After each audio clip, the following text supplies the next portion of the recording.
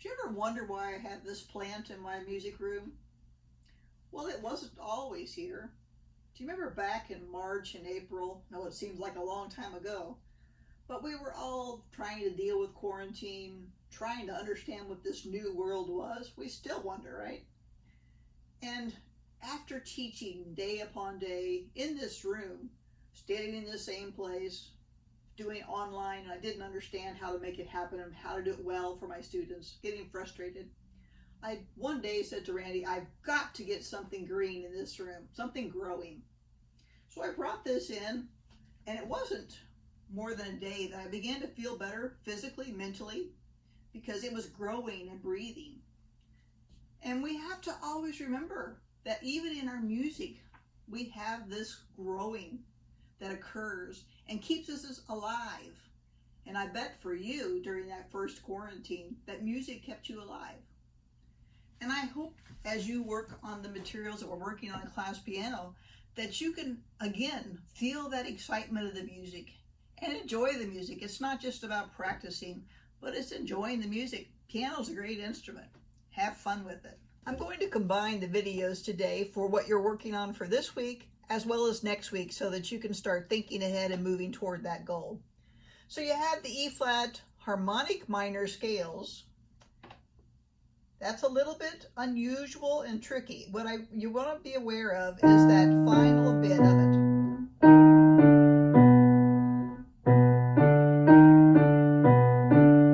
Sounds very oriental, right?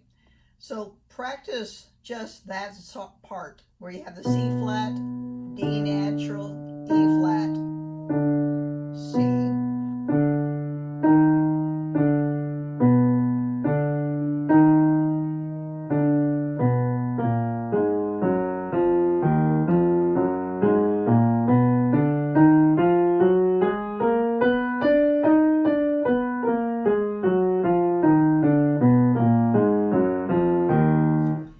Within your hand, the tricky spot is that B flat, C flat, D. And it works really nice because the thumbs will start together on the C flat. Second and third fingers are opposite. That's why it's a good way to practice thumbs, opposites.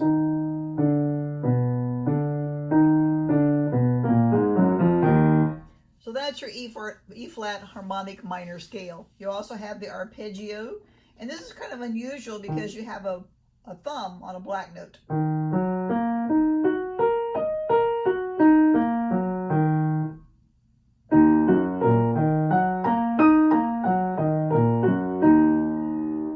It'll be a good experience for you to try that out.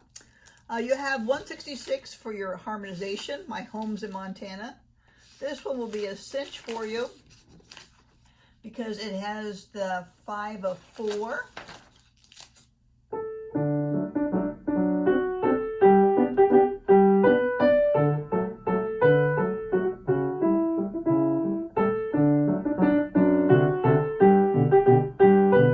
Did you hear it? I did it 2 different ways. The first time I did the 1, 5 of the 4, and then the other time I went down an octave. So whenever you have a lot of 1s in a row, and then you go to a 4 chord, there's your chance to use your secondary dominant. And then with it, see what that C does there?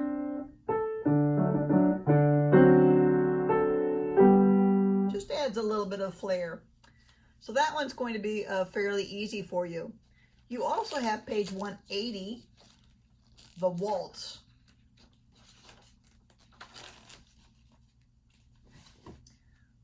And in this one, you notice you have the 1, the 5, and G is what chord? 2, right? So let's take it down to our 2-6. And we typically are playing our D minor in root.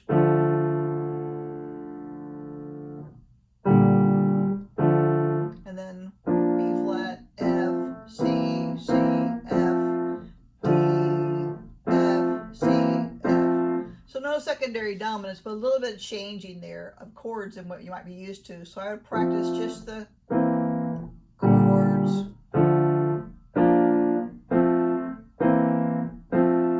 Before you add your right in.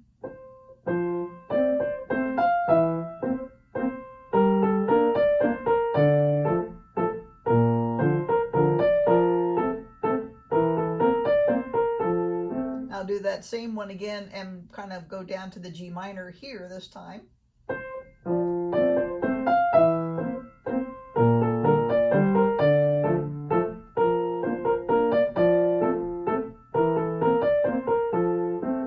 So there's different ways of moving to that. You will soon be playing your oral presentation, so I wanted to give you just a little bit of a head start on how that would work. You will give an introduction, broken accompaniment. You'll breathe with us, look at the children, and you'll probably play like this, so you'll be looking out that way. I'm looking this way because the camera's over here. And play it musically. So let me give you an example of a bad accompaniment.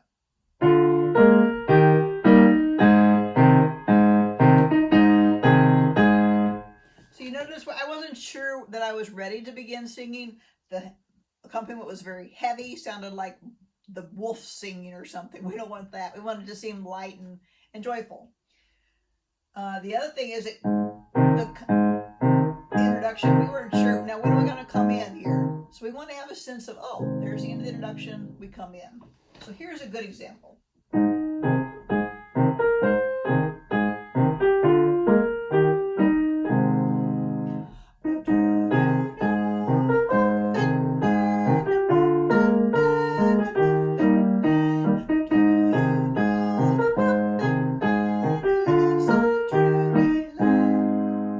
So in that case, I wasn't singing so much loud, but I actually had energy in my breath support, and I was giving the indication of how I wanted the children to sing with their mouths open and looking at them and engaging with them.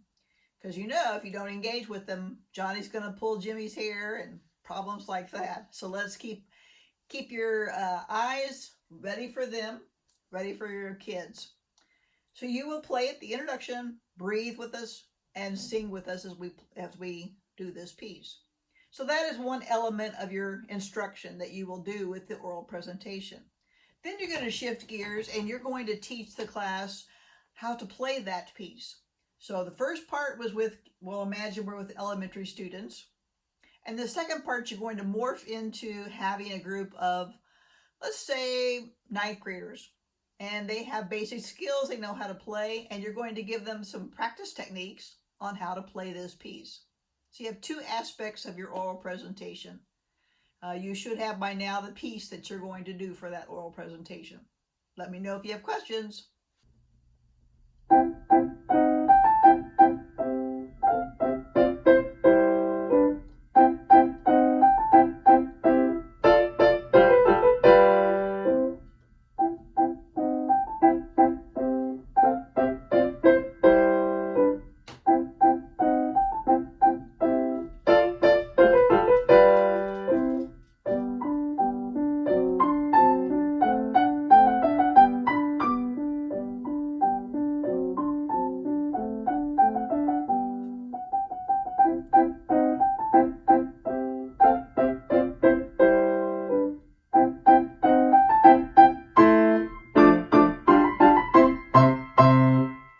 So you may be thinking, oh, this is a very long piece for me to learn this week. But actually, if you use your theory skills and analyzation skills, you'll see that a lot of repetition occurs. What I've did is marked my music according to the different melodic inserts. So the first two measures, there it is repeated, 5 and 6, 9 and 10. You can see almost every line, except for that, has that 2 measures that I will learn. Then there is another little section that I marked with the arrow here, and that occurs at measure 3, 4, also down in the bottom of the page. That occurs. Then we have our B section, But really, measure 17 is the same as measure 21. The only thing we have different is at measure 20, the ending on the last measure here is different than this. And then there's a little bit of a difference here. So really, we have in this piece 2 measures for the opening theme, 2 measures for this. We only have 2 measures so far. This one's different. So we have 2, 4, 6 so far. Same. 7, 8, 9, 10. It's the same, except for that. And then this is very similar to the other one, but I'll give it a difference because of it being a different octave. So we have 11 measures to learn. 11 measures, and the piece itself is 32 measures. So you've reduced the size of what you're learning by using your analyzation skills. What you just learned, you can use that to practice. So I'm going to practice first the first 2 measures. Just that. And I find every place that comes back. It's the same thing. And again, same thing. Okay, I don't need to practice that part now when it has the 2 there. Now the right hand, I see staccatos. It's in one position. Okay, I'm ready to put that together. I'm really noticing the fact that the white note goes to the black note. Okay.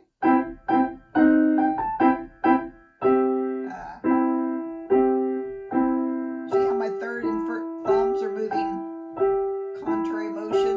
I want to notice that. Now I put it together. Okay, then I already know that spot. Make sure that you're confident with that part. Going, of course, very slowly. Perfectly, and then you can raise the speed after it's perfect. Now the next 2 bars are our descending scale in the right hand.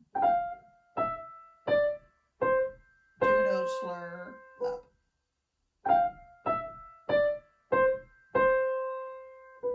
Now the left hand are the 2 notes. So what I can practice is just doing the top note.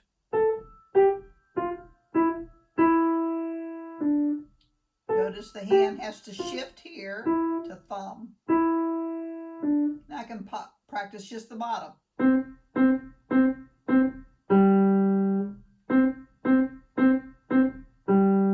And then when I'm very comfortable with that, and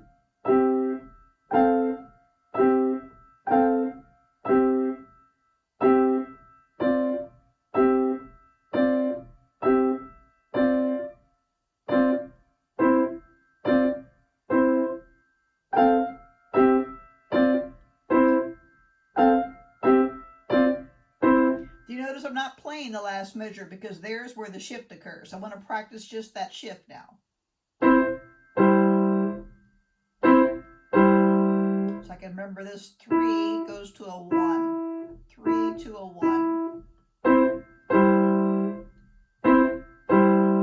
When I'm really comfortable, then I can go ahead and play the last note.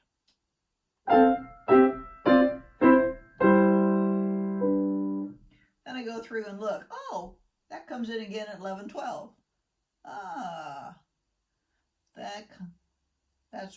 That's it, okay? And the other part I have to learn now is at measure 6 and 7.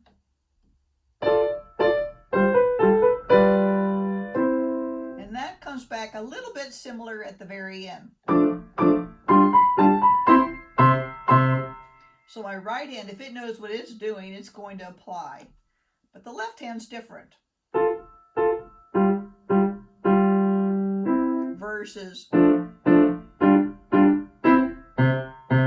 So that's why I'm going to practice measure 7 and 8 and then go over and practice 31, 32 after I have 7 and 8 down. So maybe I want to take just a thumb, left hand. Now just the bottom. Together. Now I'm playing it at tempo. Of course, always, you'll practice very slowly and deliberately, playing things correctly rather than to make a mess. Okay? So that would be the other spot. And then the only other thing I need to learn now is it's 17 through 20.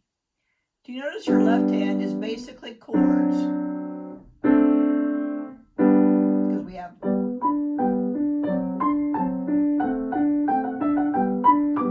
So instead of playing it, block the chord. Be careful with the A there, it's not F sharp. And then back to G. And I can practice.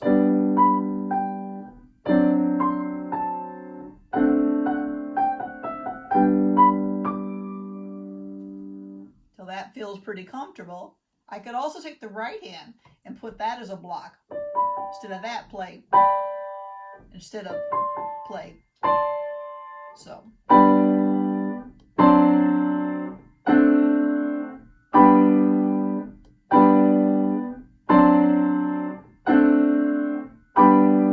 See what I'm doing? I'm finding the harmonic progression and practicing that to get that in my fingers.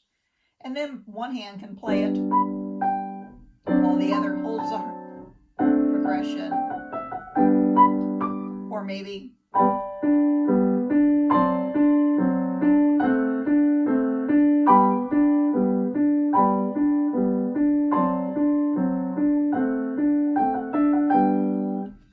and then when you're very comfortable, then you would put that together.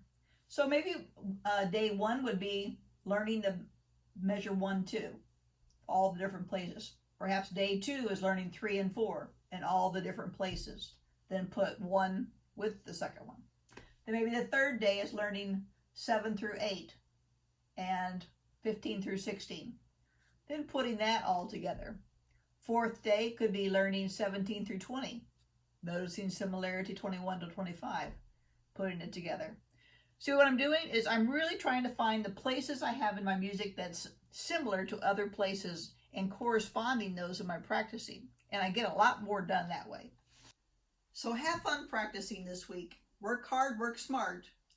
Stay healthy, keep a good attitude, and know that I'm here if you need me. See you next week.